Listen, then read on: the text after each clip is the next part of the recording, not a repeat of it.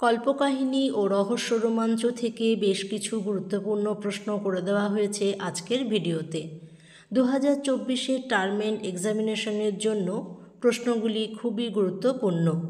Under graduate degree প্রোগ্রামে যারা বাংলায় অনার্স নিয়ে পড়ছেন থার্ড ইয়ারে, তাদের এই বিষয়টি রয়েছে। সম্পূর্ণ ভিডিওটি দেখুন আর প্রশ্নগুলিকে জেনে নিন।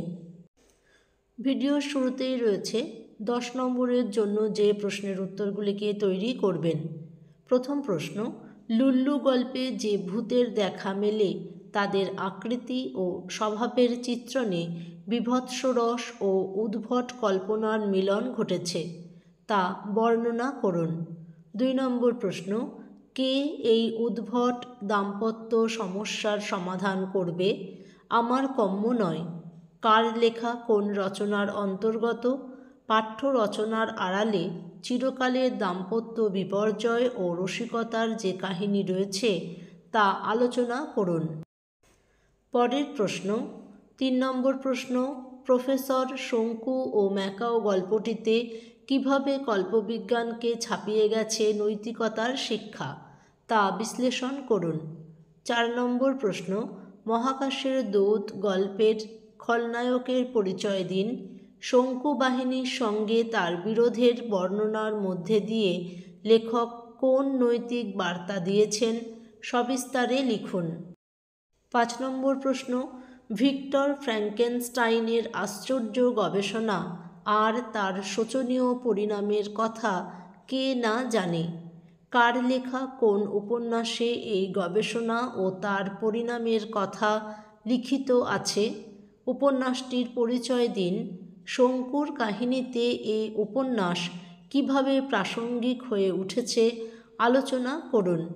6 নম্বর প্রশ্ন, ভ্যান ডাইন বর্ণিত গোয়েন্দা কাহিনীর নিয়মাবলীর তালিকা তৈরি করুন। 7 নম্বর প্রশ্ন, বাংলা গোয়েন্দা সাহিত্যে শরদিন্দু বন্দ্যোপাধ্যায়ের অবদান আলোচনা করুন। 8 নম্বর প্রশ্ন, শুনিয়া ক্রোধে আমার শ্বাস রুদ্ধ হইল, কার এমন উপলব্ধি হয়? সে কি করতে চেয়েছিল? বক্তার এমন উপলব্ধির পরিণতি উল্লেখ করুন। 9 নম্বর প্রশ্ন, তুমি হচ্ছ জিনিয়াস, অদ্ভুত প্রতিভার অধিকারী। বক্তাকে, তিনি কাকে জিনিয়াস বলেছেন? জিনিয়াস ব্যক্তি কিভাবে রহস্যের সমাধান করেছিলেন লিখুন। 10 নম্বর প্রশ্ন, আজ আমরা অতীতকে ভুলে নতুন করে জীবন আরম্ভ করতে চাই, একটু সুখী হতে চাই। বক্তাকে, বক্তা কেন সুখী ছিলেন না? সুখে থাকার জন্য তিনি কি করেছিলেন কাহিনী অনুসারে বর্ণনা করুন। তাকে সুখী হতে কে কিভাবে সাহায্য করেছিল? এরপর রয়েছে 5 নম্বরের জন্য কিছু গুরুত্বপূর্ণ প্রশ্ন। ভিডিওতে মোট 20টি প্রশ্ন করে দেওয়া হয়েছে। প্রথম প্রশ্ন, কালো ভ্রমর এর পরিচয় দিন। সুব্রতকে লেখা কালো ভ্রমরের দ্বিতীয় চিঠিতে কি লেখা ছিল?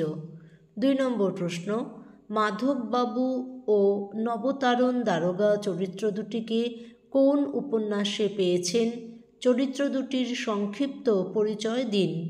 3 নম্বর প্রশ্ন, এই বাতিকগ্রস্ত বৃদ্ধের পাল্লায় পড়ে অনেক দুর্ভোগে ভুগেছি।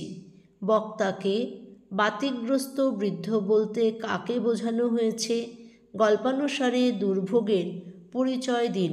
DSBG 21 থেকে আজকের ভিডিওতে গুরুত্বপূর্ণ 20টি প্রশ্ন করে দেওয়া হয়েছে।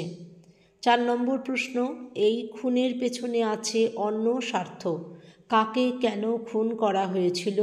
খুনের রহস্যের সমাধান হয় কিভাবে? 5 নম্বর প্রশ্ন, গোগোল চরিত্রের স্রষ্টাকে, গোয়েন্দা কাহিনীতে তার অবদান আলোচনা করুন। 6 নম্বর প্রশ্ন, হত্যাকারী কে? উপন্যাসটি কবে কোন পত্রিকায় কয়টি কিস্তিতে প্রকাশিত হয়েছিল? উপন্যাসটি কবে প্রথম গ্রন্থাকারে প্রকাশিত হয়?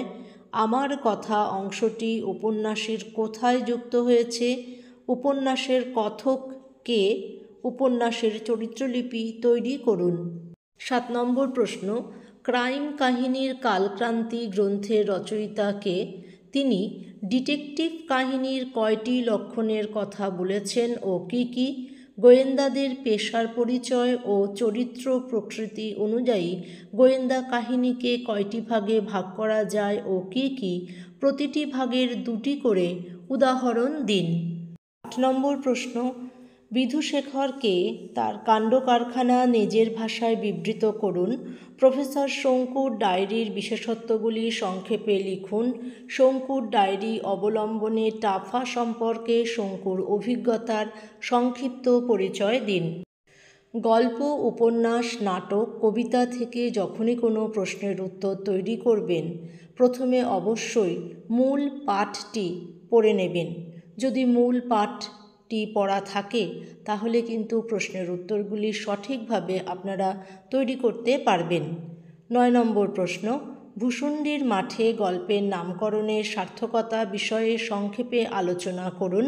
10 নম্বর প্রশ্ন, রক্তের দাগ গল্পের নামকরণ কতটা যথাযথ হয়েছে বলে আপনি মনে করেন?